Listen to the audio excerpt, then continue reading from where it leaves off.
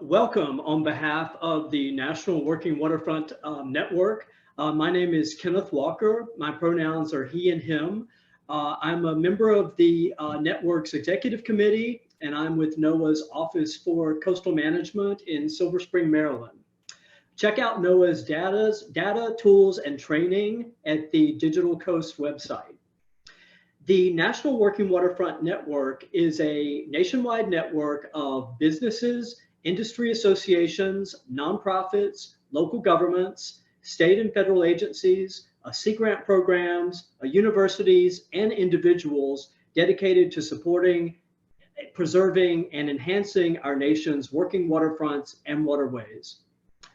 Through the network's efforts, which include a national conference, a listserv, website, internships, podcast, and webinars such as this one, we increase the capacity of coastal communities and stakeholders to make informed decisions, balance diverse uses, ensure access, and plan for the future of their working waterfronts and waterways. If you're already part of the network, if you are not a part of the network, we invite you to sign up for our listserv, where you can post questions, opportunities, learn about tools and resources, and stay up to date on the latest happenings. We also encourage you to visit our website, where you will find recordings of our webinars and podcasts, as well as a request for research project ideas related to sustainable fishing communities. And ideas for the internship program are due November 21st. So please consider submitting a research project proposal. Just a few housekeeping issues before we kick off. We will use the QA function for questions. If you're having any logistical issues, please put those in the chat. And today's webinar is being recorded and will be hosted on the network's website. So I'd like to introduce Laura Caselli. Her pronouns are she and her. Laura is also a member of the executive committee and is with Saltwater Incorporated. Laura currently conducts environmental analyses on aquaculture, offshore wind, and marine spatial planning on the West Coast. She collaborated on fishing community sustainability plans for Humboldt and Shelter Cove, California. Welcome, Laura. Thanks so much, Kenneth. Appreciate that introduction there. Wanted to welcome everyone to our webinar today for the National Working Waterfront Network. And today I'll be helping by being the moderator for our panelists and our discussion to follow. I want to start by kicking off the webinar with the topic overview of what we'll be primarily looking at today. Just real quick, can you guys hear me okay? Just a thumbs up from anyone? Awesome, appreciate that. So primarily today we'll be talking about commercial fishing communities around the country, small and large. They face similar issues with their private and public infrastructure. Issues include lack of waterfront access, affordable docks, and proper equipment, which leaves member of the fishing community wondering, where can I dock? Where can I unload? And where can I repair my gear? Some folks ask, how long will I have access to the slip for the future? Is there adequate parking? Simple things like that can sometimes be more complicated than we'd like them to be. So asking these questions and other similar ones are really important to understanding the whole holistic needs of the commercial fishing communities around the country.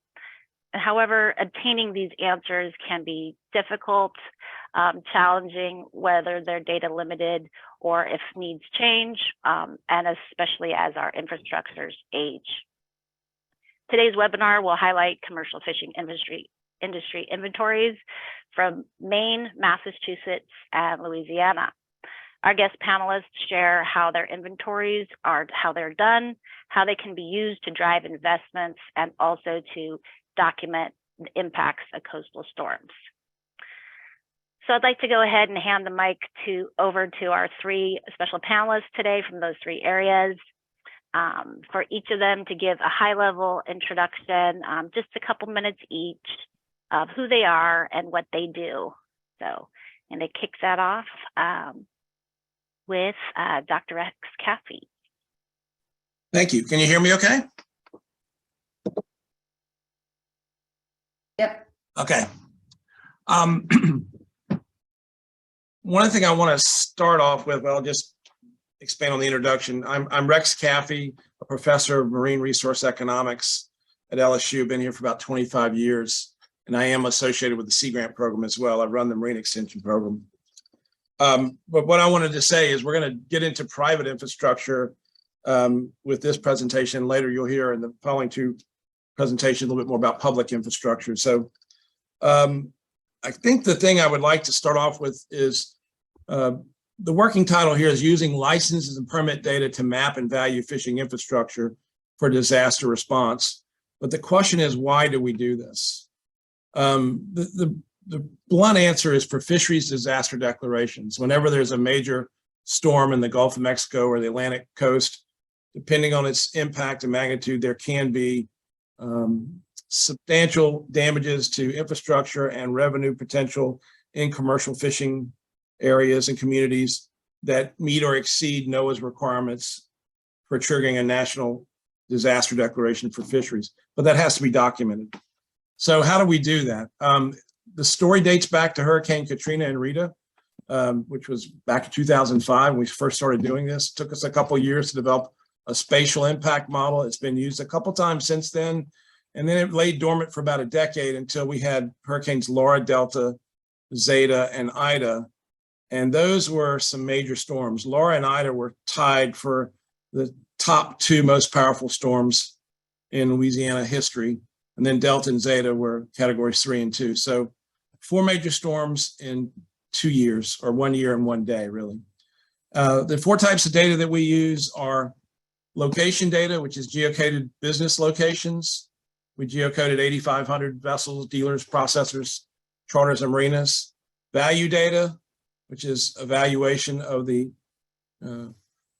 income from those firms through trip tickets, attributes, and studies.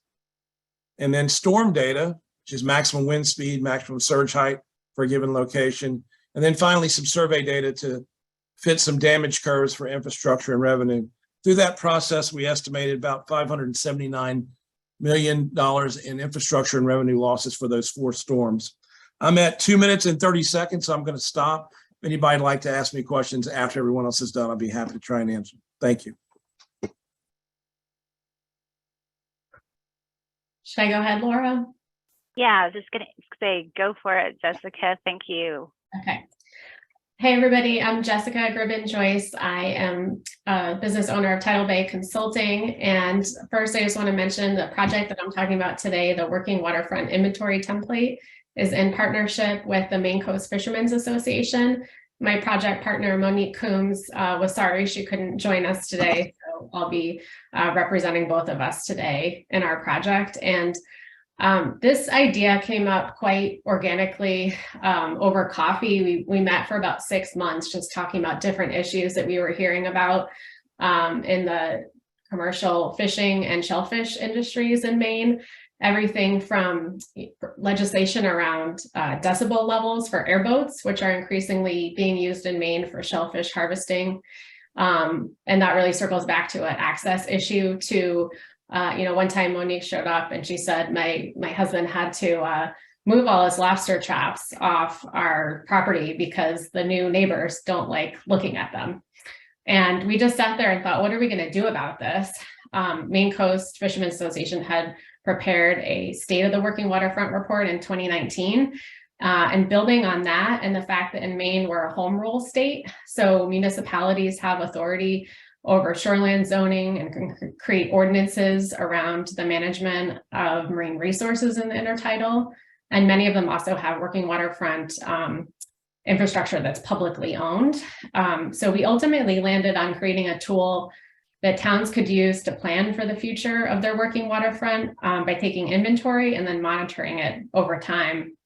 And right now we're in the process of finalizing the working waterfront inventory template, which is a series of tables that include everything from fisheries landings to moorings, shoreside support, and marine employment, along with data sources and other information like maintenance status and frequency to update the information.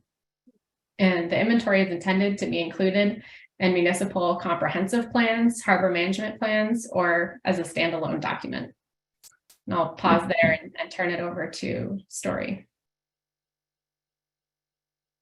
All right. Thank you, Jessica. I'm Story Reed. I'm an assistant director with the Massachusetts Division of Marine Fisheries. I work on permitting, fisheries statistics, and fisheries policy issues for DMF.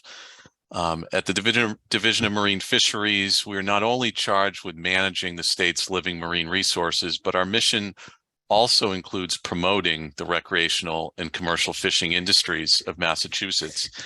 For several years, we had been hearing about waterfront infrastructure issues from the commercial fishing fleet in Massachusetts. And it was interesting because this was even in the context of the question that we were kind of asking the fleet, why aren't we catching some of our quotas? And some of it had to do with the lack of infrastructure where they could tie up, for example, in seasonal fisheries.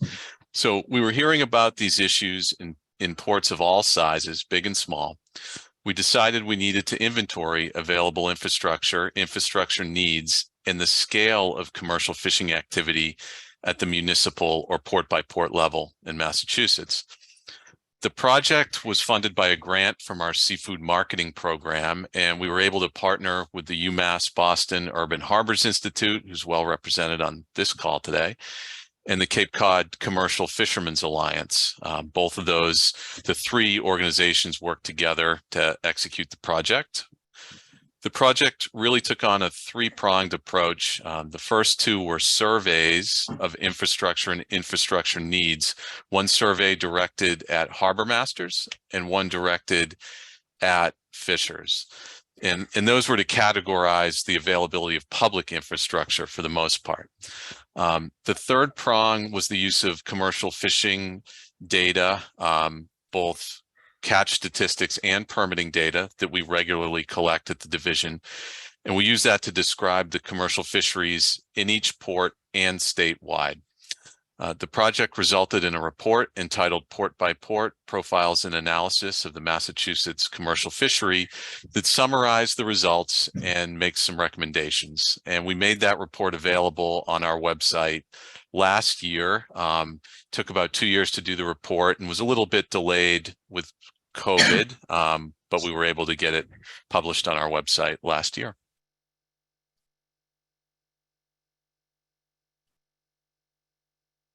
Thanks, everyone, for filling us in where you're coming from and your perspectives of why infrastructure could be important to all these different applications. Looks like we have you guys were very efficient with your intros. Appreciate that. Just wanted to point folks, the attendees to our webinar, that we will be having a good discussion to follow. And so any questions you can add into the question and answer function in the Zoom, please. I see someone's found that already. Thanks. Yeah, and we just want to kick off our discussion questions next. And being from the network, we have our perspective from where we sit, what these working, what infrastructure is to us. And so I was going to kick it off from our network perspective, and then I was going to pitch it to all of our three panelists. So we're starting with what we mean by infrastructure when we're talking about it in the context of working waterfronts. Per our previous research, and you can also look at our website for everyone who hasn't visited that yet. I encourage you to have a look. Our folks will pop that in the chat for you next if you haven't found it before. That working waterfronts include many things, including waterfront lands, waterfront infrastructure, and waterways that are used for multiple water-dependent activities. Specifically, waterfront infrastructure is that which supports working waterfront activities such as commercial fishing, recreational boating, shipping, and others. This creates safe access for waterfront industries So I was going to pitch this back to our three panelists. If you could add to this definition that we're working from and provide your own effective definition for what you're bringing to share with the group today. I'll start off by saying I like your definition. I think the only thing I would change is to emphasize that, as I said early on, and we've discussed in planning for this, there's a tendency to only think about public investments when we talk about coastal infrastructure, but the private sector brings a lot to the table. And so I just would say, you know, find a way to highlight that to the extent possible, but it's a pretty good definition. I'd be happy to jump in next. It's funny because we started looking for definitions when we started our project to put it in the report, and I found a few. And where we essentially landed, and especially because our work is really from the community level up, is that we're recommending each community define what working waterfront means from them, informed by their community members. And the example that I like to provide is pretty local. In southern Maine and Casco Bay, where we're located, there's two towns, and one of them, Brunswick, has a lot of mudflats, and they have over 50 licensed shellfish harvesters, and it's one of the larger programs in the state. And in talking to their marine resource officer, he said, well, we don't have a lot of typical working waterfront, but our mudflats are our working waterfront.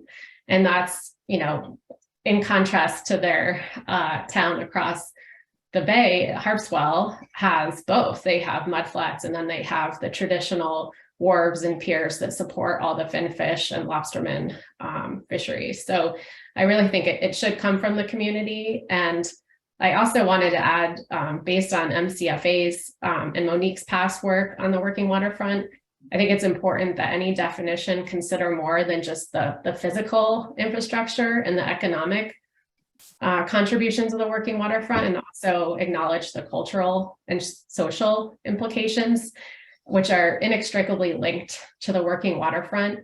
The health and well-being of the fishermen and their families is affected by decisions made by towns, local businesses, and the riparian landowners all along the coast. And I'll just pick up on that a little bit. I think the mudflat example was really good, and it made me think about something that came up in our surveys a lot, and that was parking, right? So that might be parking to access those mudflats, or you know, road access, and then parking. And so, you know, I think when we did this, a few things that we might not have thought of as infrastructure kind of came up, or even the challenges to get that infrastructure, like permitting of certain infrastructure. Thanks, everyone. That's super helpful. I think it definitely sounds like our working waterfronts look different, even within the East Coast. I'm sitting in the West Coast, and so there's definitely some similarities with some different ports I'm thinking of. But Story, that was a great example, pointing to parking, which for our vehicles that maybe we're not thinking of as a primary part of infrastructure, but it's super important, right? You know, to have a place for your car to be while you're out on the water. So thinking of those different ways to look at it and being more inclusive with that broader definition, definitely very important. Keep everyone's perspectives open to new definitions as we go forward. So I guess next we'll go on to specifically to each of you to describe the inventory work that you have completed. Where was your area of focus? What was the purpose? And if applicable, what are some of the infrastructure needs that you found? You want to kick us off, Jessica? Sure, I can do that. Thanks. So our working waterfront inventory is really focused around supporting the commercial fishing industry and aquaculture in Maine. And we did that. We started off with a pretty small grant, and given that Maine Coast Fishermen's Association was leading it, it was a natural focus, although we do hope to expand to other marine sectors in the future if we can. This fishing, loss of access, changing coast in Maine is also one of the biggest issues in the recent past in Maine, so we thought it was timely to work on that as well. And we actually based many of our data points on the survey questions utilized by Story and his team with the Massachusetts Port by Port profiles. Because when we started this, we had actually an AmeriCorps fellow that did a lot of the work leading up to what we're doing now, reviewing comprehensive plans and coastal ordinances. And we thought, you know, surely someone's done this before. And Massachusetts was great. I really have a lot of gratitude for you all in that project and that effort, and especially how it's been accessible and visual on the website. And so we started with some of those data points, and coming from Maine instead of Massachusetts, having a lot less resources also just from a municipal level. We knew that we couldn't create a whole statewide inventory like Massachusetts, so we decided to create an inventory template that towns could use. Because in that review of all the, we reviewed 6 comprehensive plans and then all the ordinances in the town that kind of intersected with the waterfront, and we found wildly different inventories of marine resources. And we wanted to find out, you know, why is it that some towns are including only information on moorings and lobster licenses, and other towns, you know, are including a lot more information. So having one standard set of data points and measurements, and capacity is a big issue in Maine and some of the small rural towns in Maine too. They don't all have town planners. They may have a part-time harbor master if they're lucky. Most of the harbor masters are also shellfish wardens and have, you know, several other jobs within those titles. So we wanted to make it accessible to all towns. And we're working to finalize the inventory next month and start distributing it to organizations that work with towns. We worked with the Maine Harbor Masters Association, the town Maine Planners Association, and we'll also hope to get funding in the next year to provide technical assistance to towns so we could actually help have students complete the inventories with them. That sounds really helpful, Jessica. Just the idea of like who's doing the infrastructure analysis and what they think is most important influences how those reports look later. I like the idea of using this template, and also love to hear about how you all have learned from each other. So thanks for also pointing to that. Story, do you want to go next? Sure. Thanks for the shout out. It's good to hear. And that we have the Urban Harbors Institute, Kristen and Kim Starbuck and others to thank for that good visual presentation of our profiles. And we thought that would be a pretty accessible way for towns and others to use that data. But we did focus mostly on public infrastructure because of who we surveyed for the most part. We really relied on those harbor masters and tried to get all of them to respond, which I think we did, maybe with quite some, you know, cajoling and prodding from the Urban Harbors crew. But what we found for needs was pretty interesting. I think top of the list was dredging needs. A lot of that comes from our Cape Cod area, where there's a lot of soft sediment, moving sand that fills in inlets and things like that frequently. So that was a pretty big need. Lack of dockage, both temporary for seasonal fisheries and permanent. The parking issue kept coming up. We also heard, and this was kind of interesting, and Jessica, you touched on this a little bit, but user conflicts, and you know, we really did focus on commercial needs, and in that we did include some charter and headboats for the for-hire fleet. Of course, there's a lot of crossover there. You know, but we did hear a lot about the user conflict. So thinking about expanding these surveys somehow, if it's appropriate in certain areas, to look at those user conflicts and maybe, you know, what they're getting at, I think, is, you know, competing recreational and commercial interests, and that would be that's also interesting, and maybe not something you could quantify statewide, but in individual locations. So that was another interesting piece.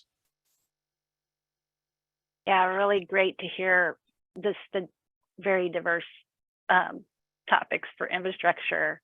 Dredging is such a big one for so many ports, West Coast as well. But yeah, some of these things aren't as obvious as what some of us would have thought was on the list. Yeah, Rex, do you want to take a stab at this one? Yeah, just quickly, you already heard that the main reason we developed our model was for fisheries disaster declarations to inform that request process. But over the years, what we found is that the spatial mapping informs all kinds of other things. Questions of resiliency, development planning, user conflicts. Main lesson I'm learning from this, and we're changing our approach, is that it's really inefficient to wait until there's an impact to try and do this.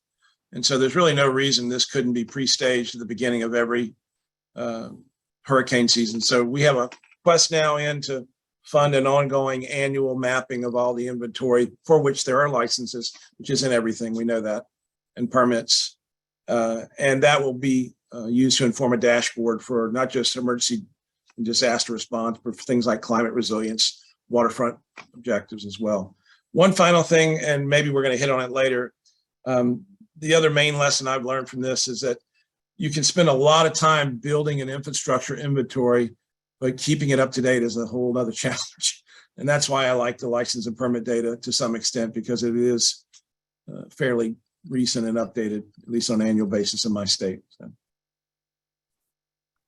Thanks, Rex. Yeah, I like also your proactive approach to thinking ahead and not waiting until there's a Band-Aid needing to be applied for a report. I think that sounds pretty realistic as an annual check-in, so to speak, for folks that would be most concerned with infrastructure from storm damage needs, like I said, going forward. So yeah, really interesting. Thank you, everyone. So going forward, I would like to ask each of you what information and what data is available for conducting these different kinds of infrastructure inventories, and does that data availability create any barriers for conducting these sorts of analyses?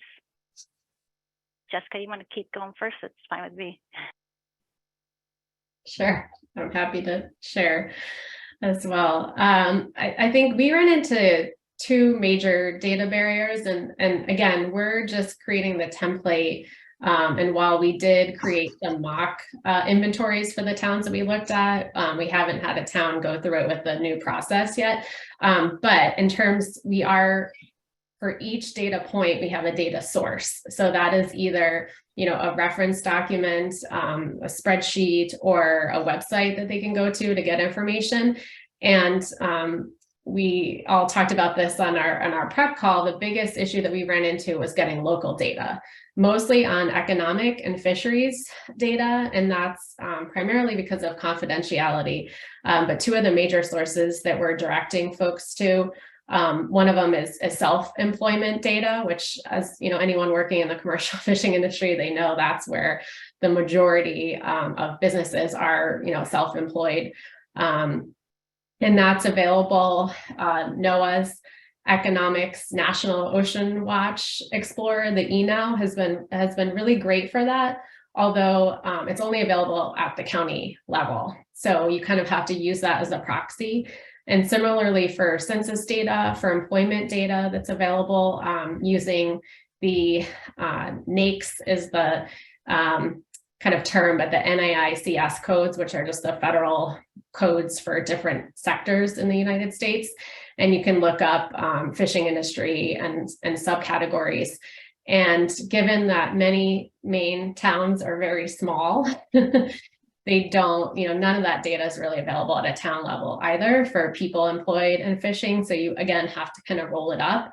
And that issue actually led us to a really neat partnership with Kristen Grant at Maine Sea Grant and Megan Bailey at the Margaret Chase Smith Policy Center, because they're working with the town of Jonesport in Down East Maine on this exact issue, and how can they get that local economic and employment data that's really important for the town level planning and economic development. And then for fisheries data, I had a lot of back and forth with the Atlantic Coastal Cooperative Statistics Program and also the Maine Department of Marine Resources, trying to figure out whose data warehouse or data portal to use to get state, federal, and local data, because we want it all. And again, that was one of the things we found, is that some of the towns would have like state lobster data and then shellfish data, but they would forget about all the other fisheries, which doesn't really help when you're trying to track change in fisheries diversification over time. So ultimately, we did have to take out a few data points because we just couldn't get the level of data. And the last thing I want to mention is just stressing the importance of local knowledge. A lot of this information, our data source just says, contact the harbor master or contact the town planner or the regional planning organization, because really that institutional knowledge really lies within individuals, and you just have to talk to them. That's a great point, Jessica. Just the absolute basic conversation for those smaller level towns, and getting that granular information is sometimes what we need to do, right? Who wants to go next? I can pick up on that real quick. I mean, I think we used similar data, right? Survey data, or contacting the local municipalities and the local fishermen. And then the fisheries data piece is another that, we have really good data and had, some of the same issues that Jessica mentioned. So confidentiality becomes an issue really quickly when you break that data down port by port, especially for smaller ports. And people really love that data, and it's great to have. It's really frustrating when it comes back confidential, or you have to wrap it up to a level that doesn't mean as much. So that data is incredibly valuable, and we used it to the best of our ability. One thing we had to do was to group certain species together, like finfish, invertebrates, things like that, just to get around some of those confidentiality issues. And then in a separate part of that individual profile for a municipality, call out their top species or something like that, because you want to give the best sketch you can. It helps with for the municipalities to understand what their fisheries are worth, and then to also advocate for certain projects. So anyway, that was interesting, and I don't doubt that you had similar issues in Maine. It's just going to happen when you get to the smaller communities. And then with surveys, of course, it's response rates. And with our fishers, we of course wish we had, always you wish you had a better response rate, but we had 200 plus fishers respond. And I think, like I said, we did get to all the harbor masters, but like in Maine, many of our harbor masters are part-time, and they can be hard to get a hold of. True. Just good old getting someone on the phone sometimes is a little bit not as straightforward as we like. Yeah, Rex, do you want to? Yeah, I think you guys covered it. The real constraints are to be very careful about being confidential, making sure that your paperwork is in place when you're working with state agencies, if they will work with you and through non-disclosure agreements. Our university has additional layers of IRB review for surveys. I can tell you on that last note about survey response rates, that when we first started doing fisheries surveys, at least in the capacity I'm in 25 years ago, if we got 35, 40% response rate, we were kind of embarrassed, like, oh, that's all we got. I would love to get that now. We get 10, 12%. That might be the best we're going to do. And I think the reason for that is the commercial fishing industry in the United States, and certainly in the Gulf, it's true, has been surveyed probably more than any other group. A lot of that's mandatory surveys because they're harvesting a public resource, especially if they're federally permitted. But there's a lot of survey fatigue, and there's some trust issues, so we have to be really careful. And that's a big constraint. So. Yeah, thanks, Rex. Those are some of the hurdles that we just are going to keep facing, right? But it's really important to keep those front of mind. And folks are somewhat tired of just providing information again and again to different researchers, and so I totally hear you on that. But also, there's some opportunities for collaboration on some of these surveys ahead, right? I appreciate you bringing that up. Yeah, so we're going to go on to another discussion question. I'm going to ask Story can go first on the response on this one. I think some of you have touched on this question, so we can go on to the second part if it's already been covered. but if you haven't covered it, how often should inventories be completed? I think, Story, you had previously mentioned like pretty.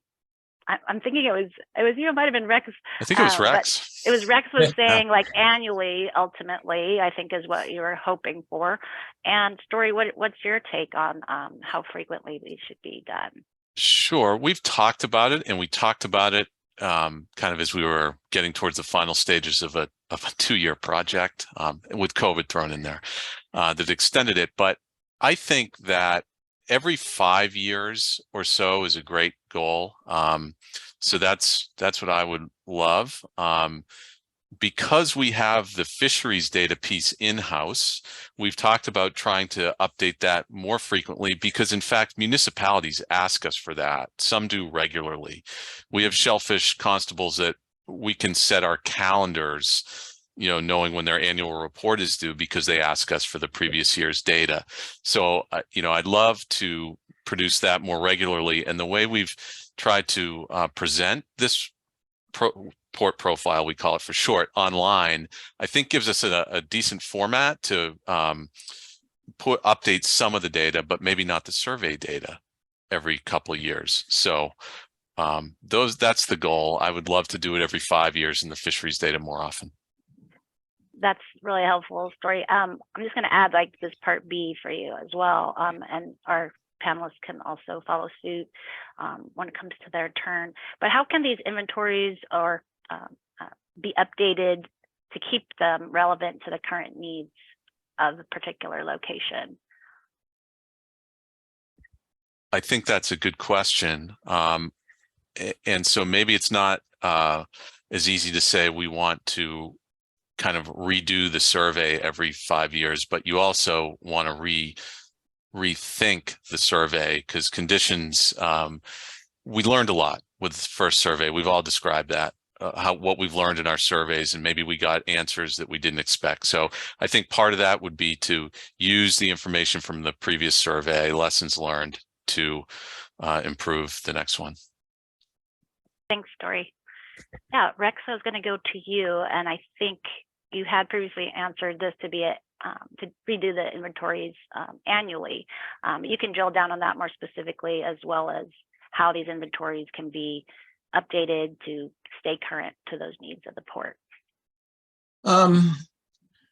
I'll modify what I said earlier by saying that's only true for those permitted and licensed categories for which you're getting an address. And a little footnote to that, some of you probably know this, but just because you have someone's address doesn't mean that's where their infrastructure is. And we've done some survey work to show that about 50% of our respondents are within 5 miles or on the very same site, but it's not 100%. So you have a disconnect there. That being said, I think we're going to get to a point probably sooner than a lot of us think, where we should be able to map licenses and permits. If nothing else, no income data, certainly no economic data or trip ticket data. That's to me a spatial data goal that should be fairly reasonable. The reason to do that is there are disasters, there are planning issues that come up that change from year to year, and the industry does change. So for those data, you have permits and licenses, yes. For the longer or larger things that you can only do once every few years, 5 years or less, it is really important to get contact information that's user-friendly.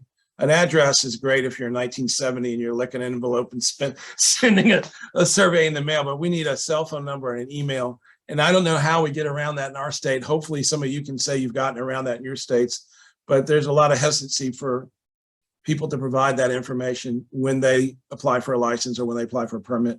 If they would, however, and if that were updated recently or annually, that would be very, very helpful to have that contact information. So. Yeah, really important. Kind of sounds super simple, but I hear what you're saying, Rex. Well, and I would ask, as the others answer, is that something you already, in your states or maybe Story, I don't know, can say have conquered, but getting emails or cell phones has been a real challenge. Gotcha. Yeah, Jessica, do you want to go forward and tell us what your thoughts are on how often these inventories could be completed and how we can keep those updated and relevant to the current needs of the port? Yeah, and I think we have a slightly different approach in that our inventory can live at least as we're imagining it. So during our first pilot year next year, we'll see what ends up happening, but we kind of have 3 options for where it would live. One is it could be a standalone document. 2 is that some of the towns with larger harbors or more reliance on their marine economy do harbor management plans, and it can also live in a harbor management plan. Those aren't done too frequently. I've looked at some that are around, the 8 to 10 year mark, and I think it really depends on capacity and funding as to when they would create another plan. And the third and most likely is a comprehensive plan. And in Maine, even though those are not currently required, many towns do create them, both to access state funding, also for kind of legal underpinnings of land use decisions. So those are only required 12 years if they do them at all. So what we ended up doing in the inventory is we created our own, we have one column that's monitoring frequency kind of to update it. And some of them, like Story and Rex that I've been talking about, like fisheries landings, you almost want to look at that every year because it could change pretty drastically. Whereas things like the status of your municipal wharf, if it's renovated in 1 year, you probably don't have to check on it for another 5 or 10 years unless you do have a big storm. So we have pretty varying timelines, and what we are hoping is that even if the actual inventory isn't getting updated, that the information coming from that inventory is going into town capital improvement plans, so budgeting. So if they need a new hoist in 5 years or in 10 years, they can start planning for that in ordinances. So if they know that they really need to prioritize commercial fishing moorings, for example, in a town that has limited, that they can start to prioritize that in the ordinances. So we're hoping that it gets kind of more of a fluid living document in some of these other ordinances, capital improvement plans, or even in the municipal committees that are kind of managing these resources, that they could even meet on an annual basis and update just one of the tables that really has to do with their committee's focus. Thanks, Jessica. That sounds really helpful to have that pointed to in your template. It's like reminders of when you might want to revisit some of those inventories for funding needs and replacement of infrastructure. Yeah, I was going to remind folks, the attendees on the call, to pop your questions in the Q&A function for Zoom. I see one has come up in our chat, but I was going to go forward maybe with one more question for the group.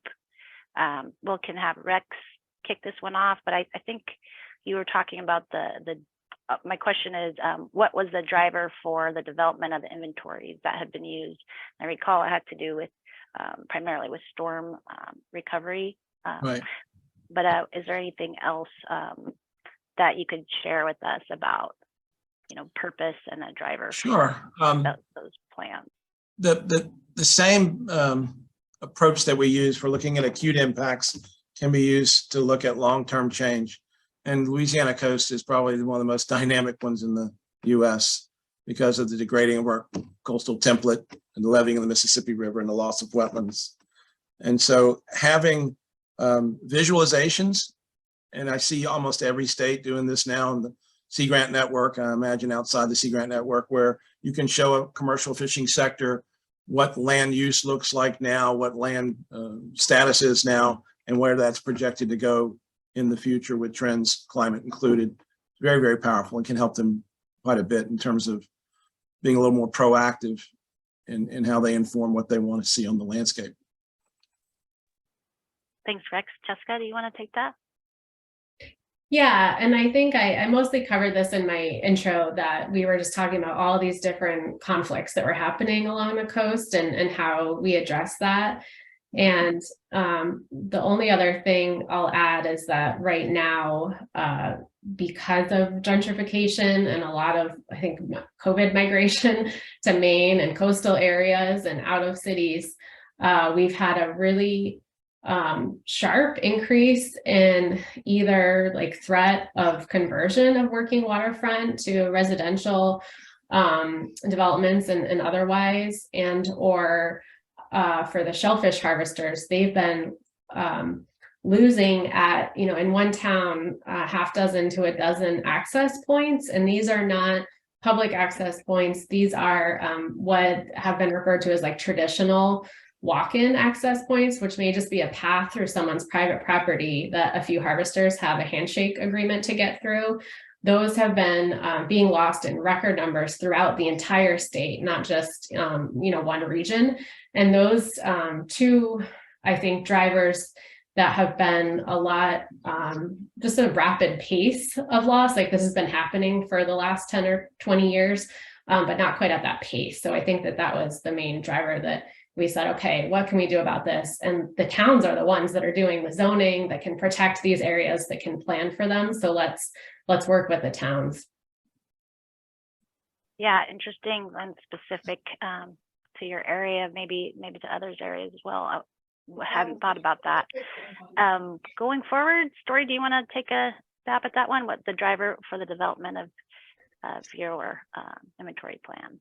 Yeah, and I think I touched on this in the beginning, but it was the commercial fishing industry's needs, that what we were hearing from them. And it was really interesting that we were getting it at meetings about setting the rules, say, for the following year's fisheries, for some of our quota managed fisheries, our seasonal summer fisheries. And, we're getting comments like, well, you can make the possession limit whatever you want, but if I don't have a place to tie up my boat for 6 weeks, we're not going to be there. I'm not going to be there. He or she's not going to be there with their boat. So that really started hitting home with us, when we're not just talking about fisheries management rules in terms of taking our quotas, but access, dockage, places for seafood dealers to back up their trucks at these seasonal ports, things like that. So that was really interesting to us. And I think this survey has helped get at some of that. Thanks, Story. And I really love that you were able to pivot, so to speak, and hear from your fishing community and where those needs were for them to think about next year and what that means to them. And now that response, I think that's really important for folks to be aware of. So we're going to be transitioning a little bit in our webinar here. I'm going to introduce Shannon, who's helping us moderating the chat. I think we had a question pop in. Do you want to go forward, pose that to the group? Yeah, absolutely. So we got a question from Roger. It's kind of a two-part question, and it's for any of the panelists. So climate change is already impacting coastal infrastructure, including working waterfronts, and these impacts are expected to increase. Do you think fishing sectors / communities are well engaged in efforts to reduce impacts and develop adaptation plans? Second part, what do you think is needed to support and help and assist fishing sectors in adaptation planning for coastal areas? So anyone can jump on this if they'd like. I've already addressed it, so maybe I jumped ahead because I was looking in the chat a little bit, but I think visualizations are very important in regard to climate, and I see that happening across the Sea Grant networks for all of our coast, and I think for all user groups, but certainly commercial fishermen, that's a very important thing for them to have. So yeah, just reiterating, being able to see some changes due to climate and to land changes would be very helpful. Thank you, Rex. Jessica or Story, do you have anything to add? I think it's an important issue for our commercial fishing industry and their communities. And I think the communities in Massachusetts in general are starting to deal with this. There's funds for planning and mitigating future impacts and things like that from municipalities. And I think it's something the commercial fishing industry is well aware of, along with us, in terms of shifting distribution of certain species, which exacerbates this need for the fishing industry to move to different ports potentially at different times of the year. Massachusetts is in a really unique geographical spot where you have warm waters coming up the Gulf Stream from down south to Cape Cod, and the cooler Gulf of Maine to our north. So we're seeing species shifts, and that shifting needs for permits for fishermen, and then the infrastructure. So it's a big issue. Yeah, absolutely. Jessica? Yeah, I think they covered the bases. I'll just, I guess, continue on what Story was saying about shifting stocks. I think that, the planning aspect of climate adaptation and all of this is happening at, really the like regional council of governments, and all, in Maine, we have a new program, a statewide resilience partnership program, where we have funding now for towns to do some climate adaptation planning. And then on the fisheries level, the New England Fishery Management Council and others are working on different strategies. But I think most of the fishermen involvement, from my experience, has just been the on the ground. Like they know more than anyone how things are changing. We have blue crab monitoring now in Maine because they're coming off the coast. Landings in southern Maine of quahogs have been really good in the last couple of years, even though unfortunately our soft shell clam population is still on a steady decline. So I think that they're taking opportunities where they can from a permit and regulatory perspective, but there's also many opportunities that they can't. And I think that's where I see that involvement. I think it's hard. I was at a meeting the other day, and a lobsterman from Bart Harbor was just talking about how to get fishermen to show up to these meetings. And it's like, if you are planning a climate adaptation workshop, or you're working on a sustainability plan in your town, and you think that you're going to reach out and get people from the fishing industry to come to that. No, you kind of have to, meet them where they're at and talk to them about what's important to them, and then bring that into the process. It's a little bit stepwise, maybe than some other avenues. Let me add one quick thing to that, you don't mind, Shannon. It's not just the climate change dynamics that fishermen need to respond to, but it's the mitigation of those changes, especially when those adaptations or restorations are large scale. And in my state, they're very large scale, like rerouting the Mississippi River scale, maybe not completely rerouting it, but large portions of it to reintroduce the sediment and the fresh waters of the river. So that's where we see a lot of apparent threat to existing waterfronts or infrastructures in terms of commercial areas of where they fish, oyster leases. So yes, it's not just the threat from the climate, but the consequences of dealing with that threat that they have to be involved in. Yeah, thank you, everyone. That was super helpful. We have a couple other questions we have time for. Another one from Sam was, does the inventory evaluate sea level rise and infrastructure lifespan? So this is for any panelists who would like to answer. Does anyone want to kick that off? Story? Ours didn't really go there, so Okay. no. Ours, so in one of our columns, and I wish we were done so I could show you some of our tables, but for the maintenance or kind of improvements needed, we do have prompts in there for vulnerability to sea level rise, coastal flooding, or storm surge.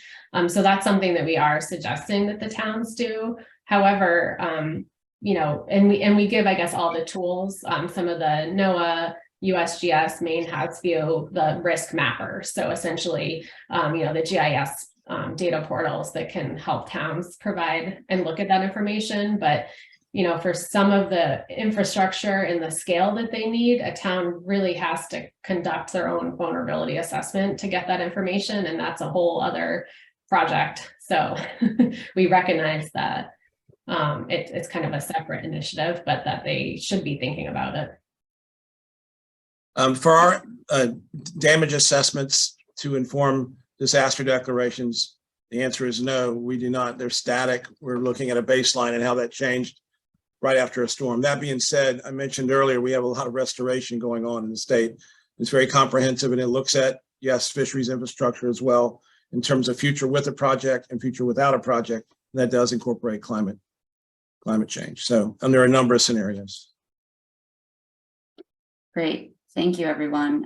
We have time for one more question, and this is directed at Story. How and when were the surveys conducted, and was there any question or information provided to the issues arising concerning ongoing encroachment regarding to Chapter 91? Okay, so the two surveys, the Harbor Master and Fisherman surveys, were conducted in 2019, so around the spring of 2019. I don't remember a specific question about that particular issue, which is some of the coastal zoning use in Massachusetts. But I'm happy to follow up with Jim and send the link to the survey to him and look at the survey questions a little bit more. We could have gotten some responses that address that issue that I'm just not recollecting right now. Yeah, thank you, Story. That would be great. Laura, I'm going to pass it on to you.